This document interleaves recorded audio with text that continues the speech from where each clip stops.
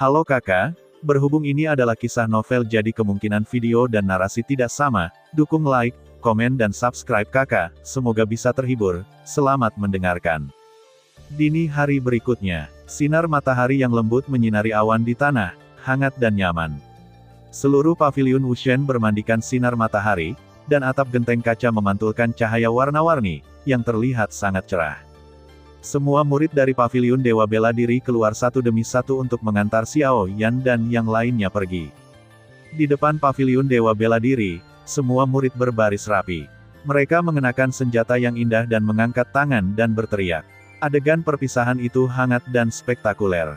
Xiao Yan, Lin Dong dan Mu Chen tersenyum dan melambaikan tangan kepada setiap murid dari paviliun Dewa Bela Diri, merasakan penuh kegembiraan di hati mereka dengan emosi dan rasa terima kasih.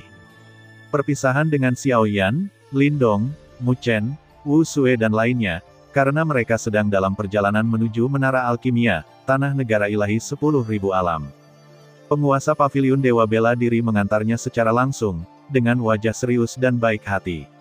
Kekuatannya telah mencapai puncak Dewa Surgawi tingkat ke-7, dan dia termasuk di antara 5 eksistensi teratas di antara kekuatan Dewa Super tentu saja, yang terkuat di antara 5 paviliun Dewa besar adalah paviliun Lingshan. Tuhan, dikabarkan bahwa kekuatannya sudah setengah langkah menuju Dewa tingkat 8.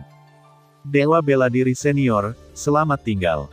Xiao Yan, Lin Dong, dan Mu Chen melambaikan tangan kepada Master Paviliun Dewa Bela Diri. Namun, di bawah tatapan perpisahan dari banyak murid, momen perpisahan yang sebenarnya tiba.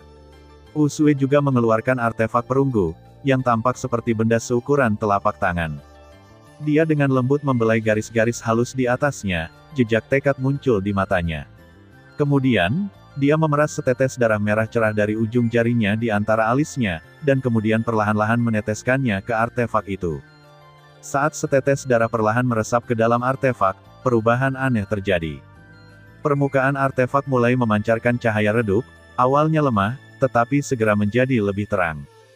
Dalam cahaya, sepertinya ada rune misterius yang tak terhitung jumlahnya beredar, dan mereka secara bertahap berkumpul untuk membentuk kekuatan yang kuat. Ruang di sekitarnya mulai terdistorsi, seolah-olah terkikis oleh kekuatan ini, dan garis-garis bengkok menyebar kemana-mana seperti gelombang air. Dalam distorsi yang aneh ini, langit tiba-tiba menjadi suram, awan gelap dengan cepat berkumpul, dan tekanan yang tak terlukiskan turun. Di kedalaman awan gelap, sebuah bahtera besar perlahan muncul, diselimuti cahaya lembut dan sangat sakral. Bahtera besar itu perlahan mendarat dan berhenti di depan Wu Sue dan yang lainnya. Bentuk sebenarnya dari perahu kompresi ruang angkasa telah muncul, berdiri di depan semua orang seperti istana besar. Perahu itu bertatahkan rune misterius, bersinar dengan cahaya redup, memancarkan kekuatan misterius dan kuat. Semua orang tertarik dengan kekuatan ini, seolah-olah mereka berada di dunia lain.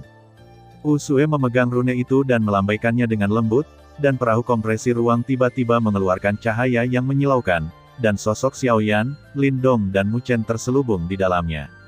Segera mereka merasakan kekuatan tak kasat mata menyelimuti mereka, perahu mulai bergetar sedikit, cahaya menyilaukan menembus langit, dan perahu kompresi ruang angkasa mulai perlahan naik ke langit, seperti meteor yang melesat melintasi langit.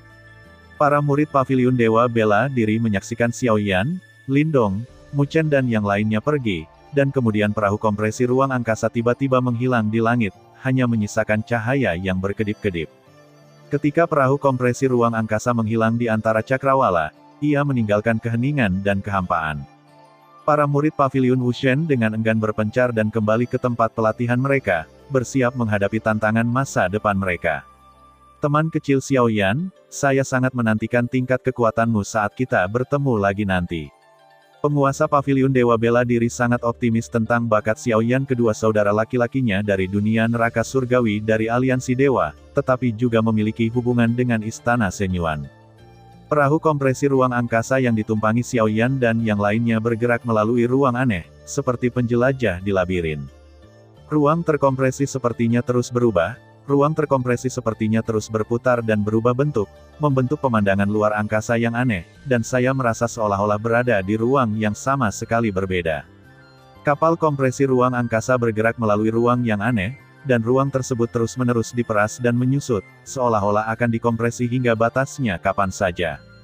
Xiao Yan menghela nafas, sungguh tidak dapat dibayangkan bahwa kekuatan perahu kompresi ruang angkasa begitu kuat sehingga dapat memampatkan dua titik ruang berbeda secara tak terbatas ke dalam jarak di antara keduanya.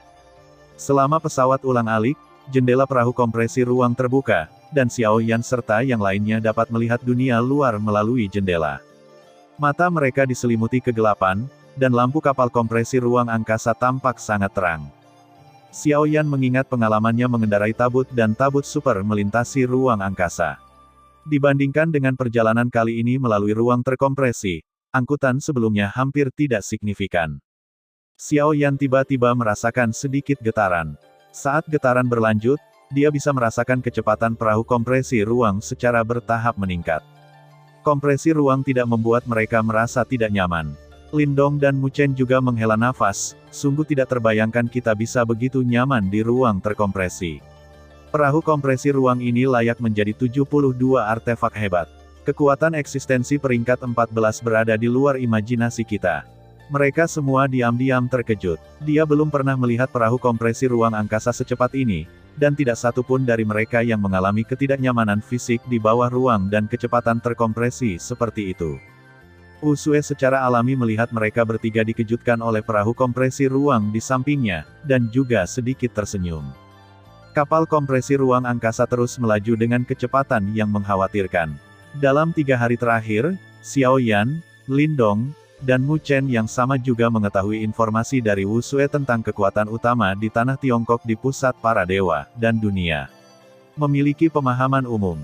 Selain satu rumah besar, satu istana, satu menara dewa, dan satu aliansi, keempat makhluk yang telah mencapai puncak para dewa dan dunia ini, ada juga 4 kekuatan puncak dewa super besar di Dongzhou, Shizhou, Nanzhou, dan Beizhou, dan Xiao yang akan dikunjungi Yan kali ini adalah menara alkimia di Zhongshanzhou. Setelah 3 hari berada di kapal kompresi ruang angkasa, kami akhirnya sampai di pintu keluar. Tanah Tiongkok, kita di sini. Mata Xiao Yan, Lindong, Mu Chen dan yang lainnya perlahan-lahan memancarkan cahaya antisipasi. Jauh di depan mereka, sebuah cahaya terlihat. Cahaya itu bersinar di kejauhan, menyilaukan dan terang, seolah-olah ada kota tak kasat mata yang menghalangi pandangan mereka. Pada saat inilah, di bawah latar belakang cahaya, hati mereka terkejut tidak seperti sebelumnya.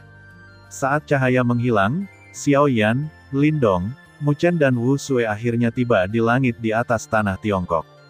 Mereka merasakan dunia baru ini, yang juga merupakan dunia baru paling makmur di antara 9 alam, sungguh menyegarkan dan energik. Melihat ke bawah ke tanah luas di bawah, tanah subur dan subur muncul di depan mata mereka. Terima kasih sudah mendengarkan kakak dan yang sudah subscribe. Untuk yang belum subscribe yuk subscribe kakak dan yang minat support jadi member klik tombol gabung kakak. Semua cerita sudah Mimin simpan di playlist supaya bisa kakak ikuti. Bila suka cerita Mimin jangan lupa subscribe channel Mimin dan share channel Mimin ke seluruh penjuru benua. Terima kasih.